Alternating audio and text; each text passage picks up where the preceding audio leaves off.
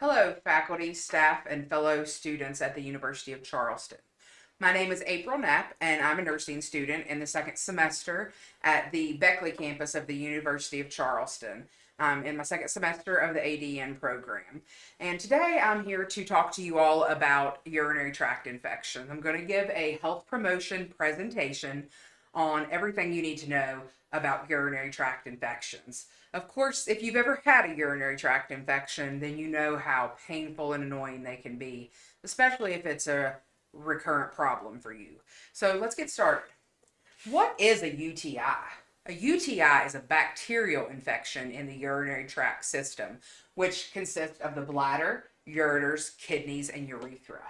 Now, clinical manifestations of urinary tract infections include strong, persistent urge to urinate, burning sensation when urinating, frequent small amounts of urine when you attempt to void, cloudy urine, blood in the urine, which can present as red, bright pink, or cola colored, strong smelling urine, pelvic pain, especially in the center of the pelvis, the pubic bone area of a female.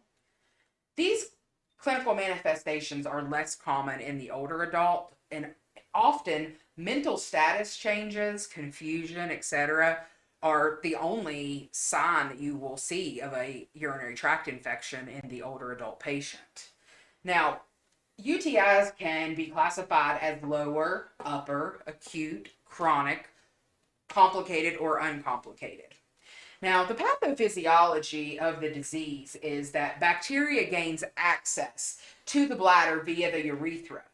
The bacteria, typically E. coli bacteria, attaches to and colonizes the epithelium of the urinary tract and evades defense mechanisms to initiate the inflammation. Now, urinary tract infections can come from the bloodstream, which is hematogenous, or they can spread by direct extension from a fistula from the intestine. And then the most common type of a urinary tract infection is transurethral. Now, here I have put up a couple images of urinary tract systems, the female and the male. Now, the urethra of a female is shorter than that of a male.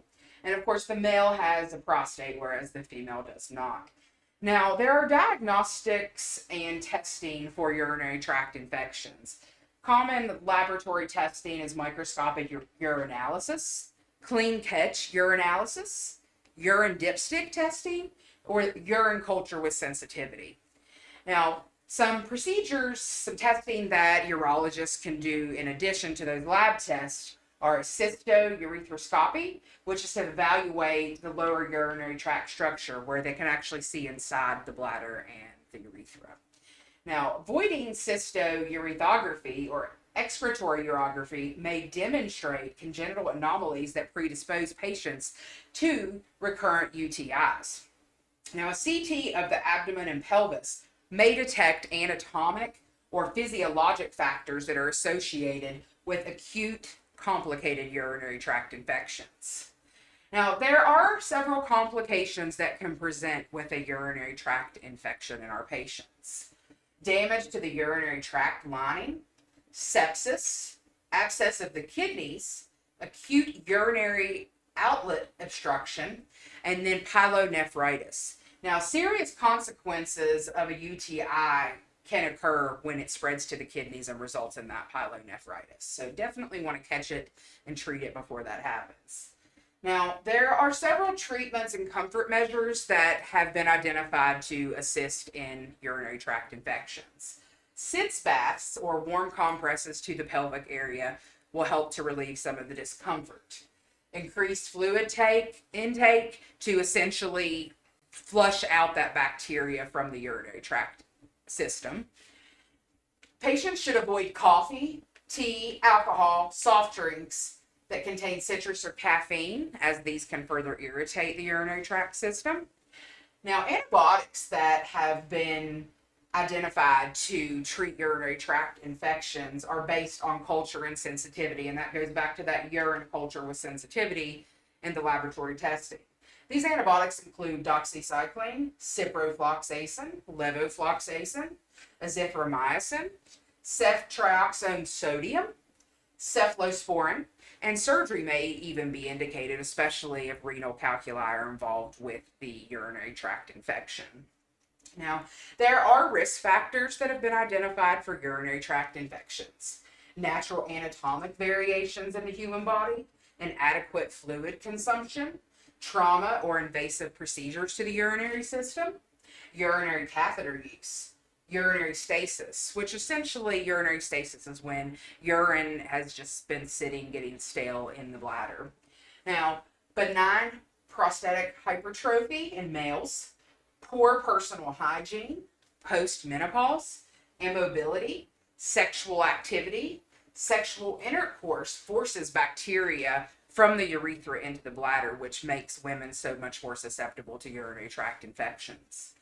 Now, nursing interventions that have been known to be beneficial in urinary tract infections are encouraging increased fluid intake, again, to sort of flush out that bacteria, advising patients to avoid coffee, tea, caffeine, and other bladder irritants, encourage frequent voiding to keep, again, that bacteria flushed out, administer medication, and also educate that patient on that medication and the importance of adhering to the medication regimen. Assisting patients with perineal care and hygiene. It's very important to remember to wipe from front to back, as a lot of urinary tract infections are a result of feces getting into the urinary tract. Now, another important thing that nurses can do with any disease that a patient has is to cluster activities so that the patient's not getting worn out too much when they're in the hospital setting. They can get plenty of rest and sleep in order to help promote the healing process. Now, patient teaching is so important when it comes to any disease process, and human flourishing is just a must when it comes to treating our patients. And we can attain human flourishing with our patients through proper patient education. And it's very important to teach our patients how to not only prevent, but to treat the disease that they have, and just to get better, because that's what we are in nursing for, is to help our patients to get better and to prevent further illnesses from occurring. Now, patient teaching, again, human flourishing, educate about medication, remind the patients to stay on track with their medication, take the complete prescription even if they start feeling better, and to prevent the urinary tract infections. Don't have sexual intercourse until the side effects, symptoms of urinary tract infections have subsided. And patients should be taught to void immediately before and after sex to help prevent urinary tract infections. It's important to remember to void every 4 hours while you're awake. Females should wear cotton underwear and shower as opposed to bathing, other than when you're taking the sitz bath for the comfort when you are in the midst of a urinary tract infection. Again, remind patients to wipe from front to back. And females should not use douches or vaginal sprays or other products of that nature that can further irritate the bladder and the rest of the urinary tract system. Now, I would like to give you some general statistics that I found regarding urinary tract infections. Lower UTIs are more common in females, except for whenever it comes to elderly males, as elderly males' anatomic features facilitate infection and can lead to urinary tract infections.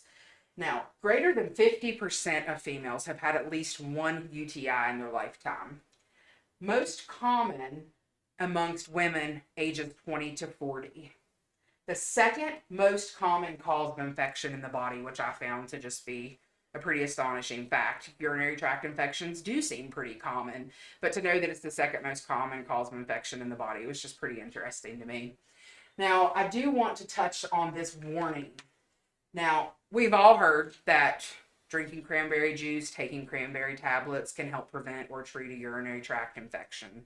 In fact, according to medical evidence, there is no conclusive evidence established regarding the effectiveness of cranberry juice and cranberry tablets. So just a little fun fact there. And I think that concludes my board on urinary tract infections. So now I would like to do a little bit of evaluation regarding the effectiveness of my teaching today. This is a true or false question. UTIs are the second most common cause of infection. We just discussed that and we know that is true. What is a serious complication of a urinary tract infection? Pyelonephritis, when the infection spread to the kidneys. What are three manifestations of urinary tract infections? Burning sensation, pelvic pain, and frequent voiding with small amounts of urine. I hope that you all have enjoyed this health promotion presentation. I hope that I have taught you something you didn't know about urinary tract infections and that you will remember these tips to try to prevent any future urinary tract infections in your life. Thank you so much for your time. Have a great day.